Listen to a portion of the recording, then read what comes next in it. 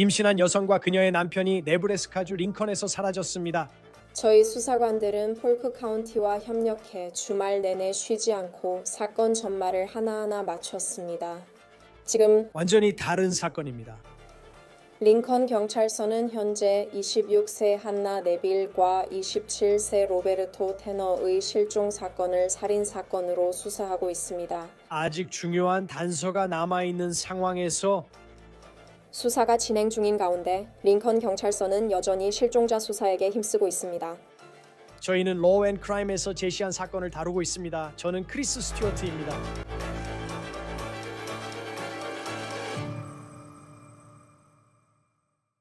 저희는 로우 앤 크라임에서 공공기록 조사를 위해 트루트 파인더와 협력하고 있습니다. 트루트 파인더 덕분에 조사 시간을 절약할 수 있어 서류 작업이 아니라 범죄 보도에 집중할 수 있습니다.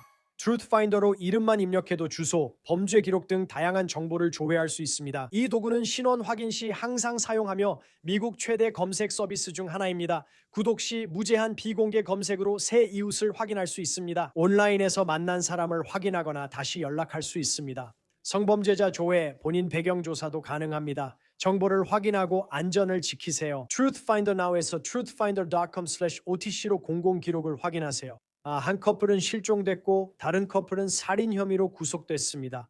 네브래스카주 링컨 경찰에 따르면 이 모든 일은 4일 사이에 발생했습니다.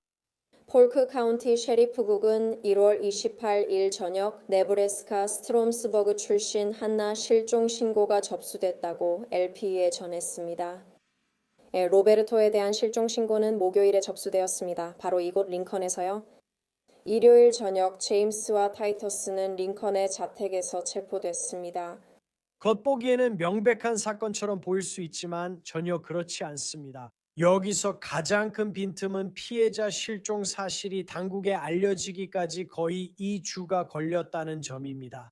아직 발견되지 않은 두 시신이 남아있고 그들의 상처로만 이야기를 알 수 있습니다. 또한 어떻게 이런 일이 일어났는지 앞으로 어떻게 될지 의문이 남습니다.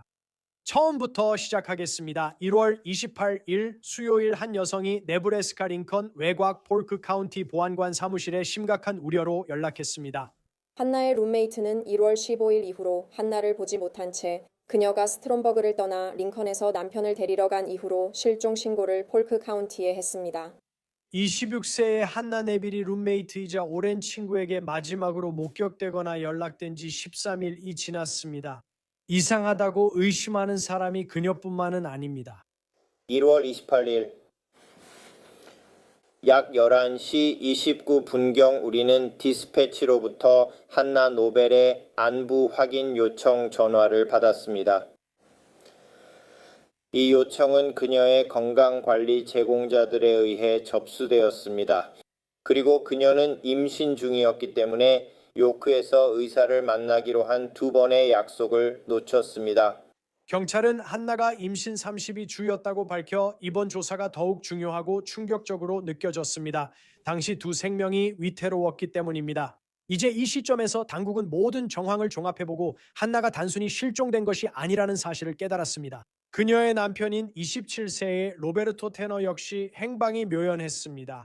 그리고 이제 그들이 사라진 것으로 보고된 지 거의 2주가 지난 시점에서 그들을 찾기 위한 수색이 본격적으로 시작되었습니다. 위치 데이터와 목격자에 따르면 한나와 로베르토는 1월 15일 오후 7시 전 링컨 아라파호 1215 번지 제임스와 타이터스 아파트에 있었습니다.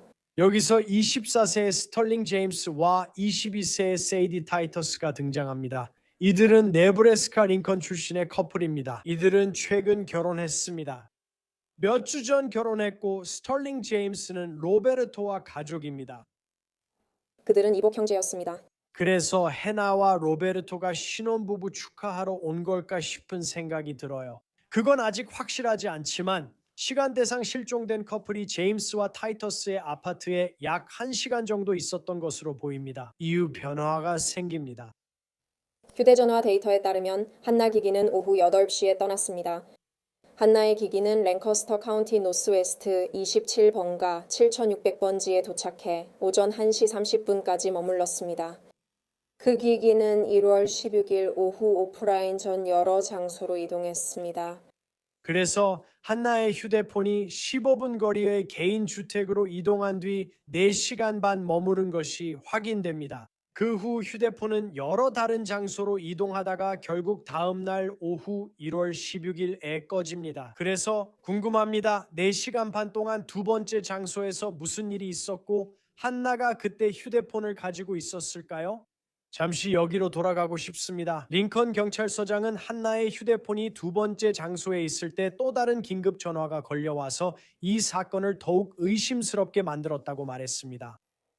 같은 날 오전 12시 30분경 LPD는 39번가와 코트허스커 하이웨이 인근 차량 화재에 출동했습니다. 그 차량은 한나의 SUV로 확인되었습니다.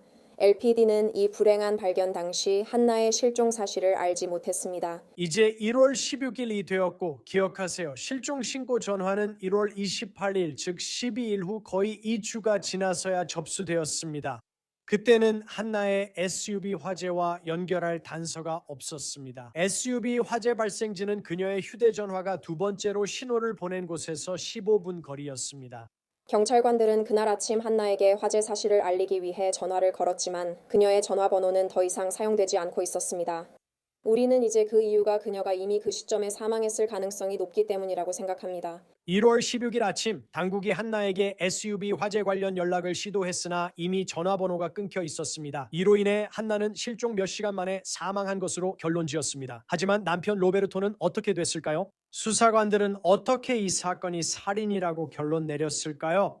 이제 우리는 1월 30일 일과 일요일인 2월 1일로 시간을 앞당겨 봅니다. 수사관들은 1월 15, 16일 한나 휴대전화의 GPS 흔적을 추적했습니다. 그 흔적은 제임스와 타이터스 아파트에서 여러 거주지와 장소로 이동한 뒤 다음 날 휴대전화가 꺼집니다. 또한 경찰은 한나의 휴대전화 신호 지점에서 15분 거리에서 그녀의 SUV가 불에 탄 사실도 알고 있습니다. 이제 직접 흔적을 따라가 볼 시간입니다. 두 번째 주소가 특히 눈에 띄는데 한나의 휴대전화가 가장 오래 머문 곳이기 때문입니다. 1월 15일 저녁과 1월 16일 아침 사이입니다. 그리고 그 시간대가 바로 그녀의 차가 불에 탄 차에 발견된 시기와 같습니다. 링컨 경찰서도 이에 동의했습니다. LPD는 노스웨스트 27번가에서 수색 영장을 집행했고 여러 명이 구금돼 조사받았습니다. 주말에 그곳 사람들과 대화한 후 형사들은 결정적 단서를 얻었습니다. 수사관들은 제임스가 한나와 로베르토를 총으로 쏜 것을 인정했다는 사실을 알게 되었고 그 사건은 1월 15일 늦은 밤이나 1월 16일 이른 시간에 발생한 것으로 밝혀졌습니다. 그가 두 시신을 묻고 한나 차량에 불을 낸 것으로 보고 있습니다. 타이터스는 두 사람 사망 후 제임스를 도운 것으로 보입니다. 이건 큰 소식입니다. 집에 있던 누군가가 제임스가 부부를 총으로 쐈다고 인정했고 수사관들은 제임스가 한나의 SUV에 불을 질렀다고 보고 있습니다. 제임스와 타이터스 신혼부부가 한나와 로베르토의 시신 매장에 함께 협력한 것입니다. 2월 1일 일요일 경찰은 스털링 제임스 그리고 세이디 타이터스를 그들의 집에서 체포했습니다. 제임스는 1급 살인 이건으로 랭커스터 카운티 교도소에, 타이터스는 1급 살인 방조 이건으로 구금 중입니다. 현재 2명이 수감 중입니다. 로베르토의 이복 형제 스털링 제임스는 1급 살인 이건 세이디 타이터스는 1급 살인 방조 이건으로 구금돼 있습니다. 이제 한나의 휴대폰 디지털 흔적과 주요 목격자 진술을 확보했지만 여전히 중요한 증거가 남아 있습니다. 수사는 여전히 활발하게 진행 중이며 범행 동기 규명도 포함되어 있습니다. 그렇다면 법 집행 기관은 이를 찾기 위해 무엇을 할 수 있을까요? 더 많은 세부 사항이 드러나고 있지만 당국은 이 비극을 잊지 않고 있습니다. 우리는 그 가족들에게 깊은 슬픔을 느끼며 부부의 비극적 상실을 겪는 이들에게 진심으로 애도합니다. 두 사람은 아이를 기대하고 있었습니다. 아직도 우리가 답을 얻고 싶은 많은 질문들이 남아있고 확실한 보장이 없이는 어떤 것도 공개하지 않을 것입니다. 이 사건에 대해 더 이야기해 주시기 위해 지금 저희와 함께해 주신 분은 휴스턴 경찰서의 은퇴한 강력계 형사 필 워터스입니다. Law and Crime이 함께해 주셔서 정말 반갑습니다. 이 사건과 당신의 정보를 바탕으로 두 사람이 실종 신고가 되었지만 누군가가 그들이 실종되었다고 나서기까지 12일이 걸렸습니다. 그렇군요. 이런 점이 수사 방식에 어떻게 영향 주나요? 크리스, 불러주셔서 정말 감사합니다. 이런 사건처럼 신고가 지연된 상황에서는 제일 먼저 드는 생각이 무엇이 그 지연을 초래했는가입니다. 왜 이렇게 오랜 시간이 지나서야 누군가가 나와서 이 사람들이 실종됐다고 말하게 된 걸까요? 그리고 그 대답이 무엇인지 듣고 그 답변에 신뢰성이 있는지 확인하려고 하죠. 그리고 지금까지의 증거를 보면 몇 가지 증거가 있는 것 같고 그래서 이 부부에게 이런 혐의를 적용한 것 같습니다. 하지만 시신과 살인 도구가 없는데 이런 점이 사건의 강도에 어떤 영향을 미칠까요? 남성 용의자 스털링 제임스가 자백한 것처럼 들려도 자백은 중요하죠. 이 커플에게 무슨 일이 있었다는 걸 인정한 것이니까요. 그래서 거기서부터 시작하는 거죠. 이제 수사 자체에 관해서 그에게서 얻고 싶은 것은 무엇인가요? 그가 그들을 어디에 두었는지 그 위치를 알아내려 하죠. 그것이 시신에 대한 답을 줄 겁니다. 그렇지 않을 거면 답을 얻지 못하겠죠. 그가 시신을 처리했거나 어디에 두었는지 말하기를 꺼려하거나 아니면 이미 처리해버렸다면 말이죠. 그 시신들을 회수하는 것이 그리 좋은 결과가 아닐 방식으로 처리했다면 말이죠. 그렇더라도 가지고 있는 증거를 바탕으로 사건을 구성할 수 있습니다.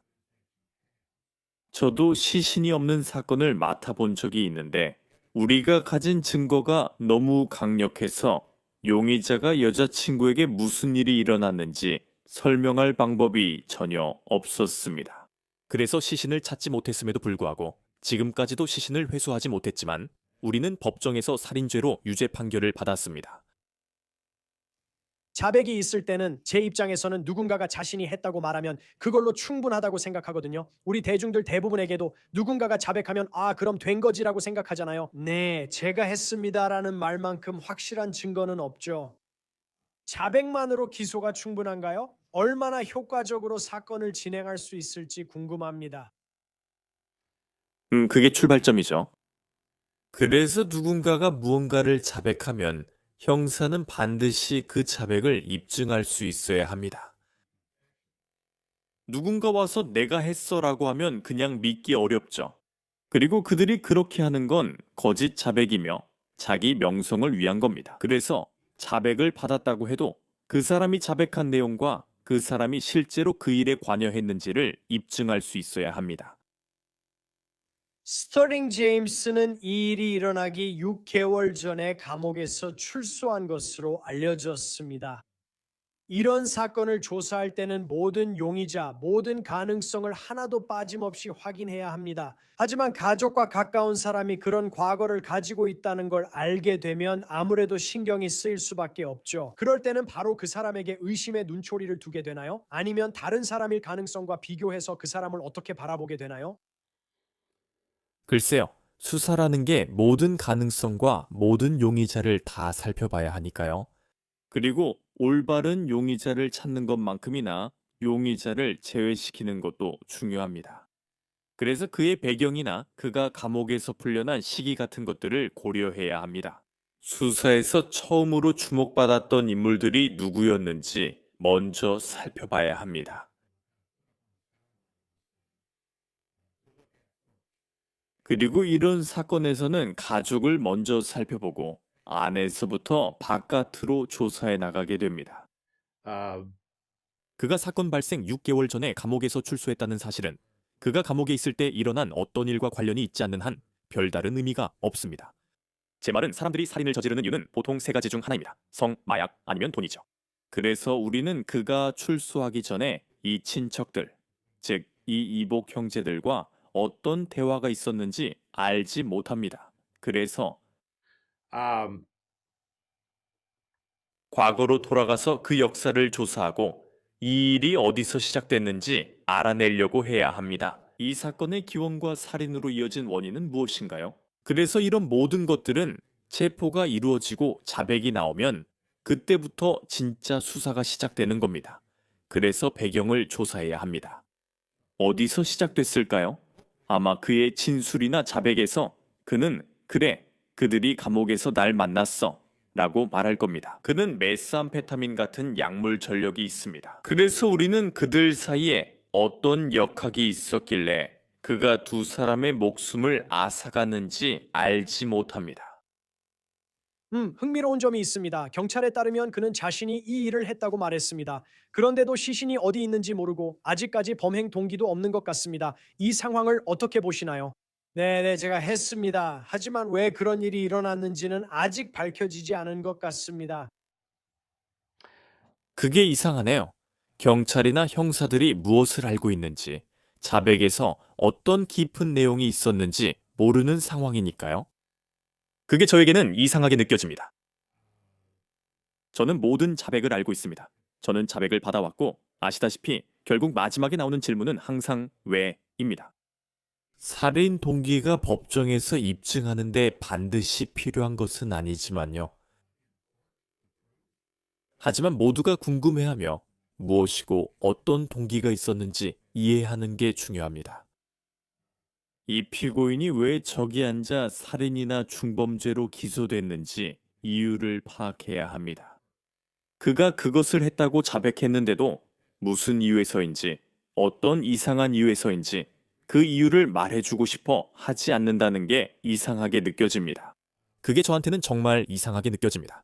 그래서 그게 뭔지, 그걸 움직이게 하는 동기가 뭔지 잘 모르겠습니다. 그건 정말 저는 그런 경우를 한 번도 본 적이 없는 것 같습니다. 제 경력에서 누군가와 이야기할 때요. 물론 자백하고 싶지 않은 사람들은 있었지만 자백하지도 않고 그 이유조차 설명하지 않는 경우는 없었습니다. 그게 면담 문제인지 과정 중 어디가 잘못된 건지 모르겠지만 저에겐 정말 이상하게 느껴집니다. 네, 저도 그 부분이 눈에 띄었습니다. 이 사건에서 그들이 가진 가장 중요한 정보는 휴대전화 데이터인 것 같습니다. 한나 네빌의 경우 그들은 그녀가 여러 곳을 이동한 것을 추적한 듯합니다. 그 후 휴대전화가 한 장소에 4시간 반 동안 머물렀어요. 그들이 그 휴대전화를 어떻게 추적했을까요? 한편으론 그게 그녀가 거기 있었다는 증거가 되기도 하죠. 하지만 동시에 아무 일도 일어나지 않는 것 같은 4시간 반의 시간이 있는 거잖아요. 그리고 그녀가 사망한 장소와 관련된 특정 위치에 있었던 점도 흥미로워요. 맞아요. 그리고 아시다시피 휴대전화와 디지털 흔적들은 정말 중요하죠. 그건 수사 과정에서 사람들이 어디에 있었는지 찾는데 아주 유용한 도구가 되었죠. 그리고 그 외에도 여러 가지로 활용되고 있습니다. 그 점만 언급하겠습니다. 이렇게 4시간의 공백이 있고 그 시간 동안 휴대전화가 움직이지 않은 것으로 보일 때 기억하세요. 움직이고 있는 건 휴대전화라는 점입니다. 우리는 시신이 휴대전화와 함께 있는지 알 수 없지만 저는 그렇게 추정합니다. 그 4시간 동안 휴대전화가 움직이지 않는 그 시기가 바로 시신을 유기하는 시간입니다. 지금 그건 그렇지 않습니다. 만약 그들이 그 휴대전화가 어디에 있었는지 어느 정도라도 정확히 알아낼 수 있다면 기지국들이 그 위치를 삼각 측량해서 알아낼 수 있을 것이고 그러면 그들은 그 위치에 수색을 집중할 것입니다. 하지만 그들이 시신을 처리하기 위해 무언가를 하고 있었던 상황이었을 수도 있습니다. 그리고 그들은 그 위치에서 다른 위치로 이동해서 시신을 처리했을 수도 있습니다. 그래서 그게 이번 수사 과정에서 또 다른 이상한 점입니다.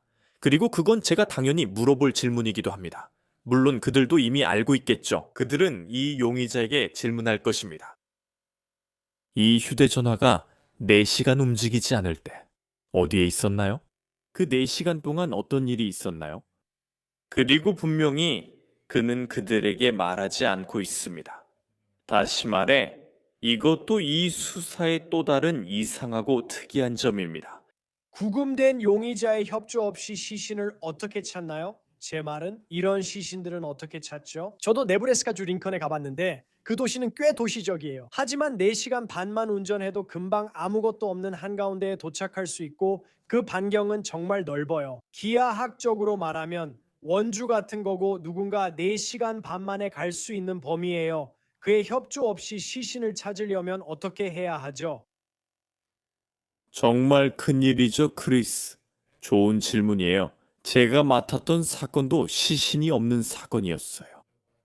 우리는 그의 휴대전화, 즉 용의자의 휴대전화와 그가 이동한 위치의 흔적을 이용했어요. 왜냐하면 우리는 그가 그녀의 시신을 어딘가로 옮겼다는 것을 알고 있었거든요. 그래서 우리는 휴대전화 기지국을 통해 그 동선을 추적했어요. 그리고 그의 이동 거리까지 저희가 파악했습니다. 에퀴서치는 저희에게 큰 자원이었습니다. 격자 수색을 했습니다. 그들은 자기 일에 능숙해서 격자를 만들고 각 구역을 나눠서 수색을 시작했습니다. 당신도 그들과 함께 움직이다가 그들이 멈추면 함께 멈춥니다. 그리고 그곳에서 격자를 설정하고 그곳에 수색을 집중하게 됩니다. 그리고 나서 다시 되돌아가면서 경로를 따라 새로운 격자를 형성하기 시작할 수도 있습니다. 그래서 하지만 그런 상황에서 4시간이라는 시간은 정말 많은 시간이죠. 말씀하신 대로 멀리까지 갈 수 있는 충분한 시간입니다. 그리고 만약 그들이 그 휴대전화가 가장 멀리 있었던 위치를 대략적으로 알고 있다면 블링컨에서부터라면 아마도 그곳에서부터 시작해서 그리드로 이동할 수도 있겠죠. 하지만 제가 말씀드리자면 이건 정말 대규모 작전입니다. 특히 사건이 발생한 시점과 시신이 유기됐다고 생각되는 시점 사이에 그렇게 오랜 시간이 흘렀다면 더욱 그렇죠. 세이디 타이터스, 즉 스털링 제임스의 아내인 그녀도 이런 종류의 방조 혐의로 기소됐습니다. 누군가가 도왔다는 것을 입증하는 게 얼마나 어려운 일입니까? 특히 우리가 가진 정보로는요. 그리고 아마 지금까지 공개된 것보다 훨씬 더 많은 증거가 경찰에 있을 겁니다. 하지만 시신도 없고 살인 도구도 없는 상황에서 그녀가 이 사건에 연루됐다는 것, 즉 직접 저지르진 않았더라도 도왔다는 것을 입증하려면 어떻게 해야 합니까? 그걸 어떻게 증명하죠? 글쎄요, 그게 아마 그의 자백 일부일 거라고 생각합니다. 저라면 그렇게 했을 거예요. 그들이 그녀와 얘기했을 테니 그녀가 자신의 역할을 인정하고 시신을 처리했을 수도 있죠. 텍사스에서는 그녀가 증거 조작 중범죄로 기소될 겁니다. 시신이니까 그 부분은 입증하는 게 그렇게 어렵지 않습니다. 그녀와 시신 처리 또는 그가 하던 일을 돕는 데에 대한 명확한 연관성이 있으니까요. 입증하는 게 그렇게 어렵지 않습니다. 특히 그녀가 일부를 인정했고 그가 그녀를 그 사건에 끌어들였다면 입증하는 데 큰 어려움이 없을 겁니다. 그리고 한나 네빌은 정말 비극적인 이야기입니다. 이 일과 상관없이 그녀는 임신 30주가 넘은 만삭이었습니다. 현재 이 부분은 그들은 태아의 사망과 관련된 혐의로 기소되지 않았습니다. 시신이 없으면 무슨 의미이고 경찰에 어떤 어려움을 주나요? 그러니까 그녀가 임신했다는 증거와 증명이 있고 이제 그녀가 죽었고 그녀가 살해당했다고 말한다면 왜 그 혐의로 기소하지 않는 거죠? 지금 이 시점에서요? 경찰이 그 혐의도 조사 중이라고 했어요. 그런데 혐의를 추가하려면 어떤 절차가 필요한가요? 실제로 그녀가 임신했다는 증거가 있어야 하고 그걸 증명할 수 있어야 하죠. 그러려면 그녀의 담당 의사와 접촉해서 확인해야 할 겁니다. 만약에 어떤 종류의 영상 자료나 그런 것들이 있다면 그런 것들을 통해서도 확인할 수 있겠죠. 그건 쉽지 않을 것 같아요. 임신 사실을 증명하는 건 가능하겠지만 이미 아시다시피 텍사스에서는 이런 경우가 사형에 해당하는 살인죄가 될 수 있습니다. 같은 사건에서 두 사람이 살해된 것이니까요. 그래서 기소와 태아에 대한 부분이 때때로 문제가 되기도 합니다. 검사들은 이 사건을 검토하면서 가장 확실하게 입증하고 기소할 수 있는 사건이 무엇인지 살펴볼 것입니다. 그리고 만약 그들이 남편만을 지목한다면 그가 표적이었을 수도 있습니다. 그녀는 그 자리에 있었고 부수적 피해자였을 수도 있습니다. 적절한 표현이 없어 이렇게 말하지만 이번 사건은 태아 기소가 더욱 강한 근거가 될 수 있습니다. 그들은 그것이 해당되는지 여부에 대해 결정을 내려야 할 것입니다. 입증이 쉬운지 결정해야 합니다. 혐의를 추가할지 단순히 혐의만 많아 보일지 고민해야 합니다. 그래서 그건 어떤 사건이 가장 기소하기 적합한지에 대해 검사들이 결정하게 될 것입니다. 앞으로 어떻게 될지 지켜봐야겠죠. 네브래스카 주 링컨에서 일어난 매우 안타까운 사건입니다. 앞으로 이 사건이 어떻게 진행될지 지켜보겠습니다. 현재 이 혐의들은 이미 제기된 상태입니다. 빌 워터스 전 휴스턴 경찰 강력계 형사님, 로우 앤 크라임이 함께해 주셔서 감사합니다. 고마워요, 크리스. 좋은 하루 보내세요. 이것으로 로우 앤 크라임에서 제공한 사건을 마치겠습니다. 유튜브와 스포티파이에서 저희를 구독해 주세요. 이제 피콕에서도 언더 케이스 에피소드를 시청하실 수 있습니다. 저는 크리스 스튜어트입니다. 다음에 뵙겠습니다.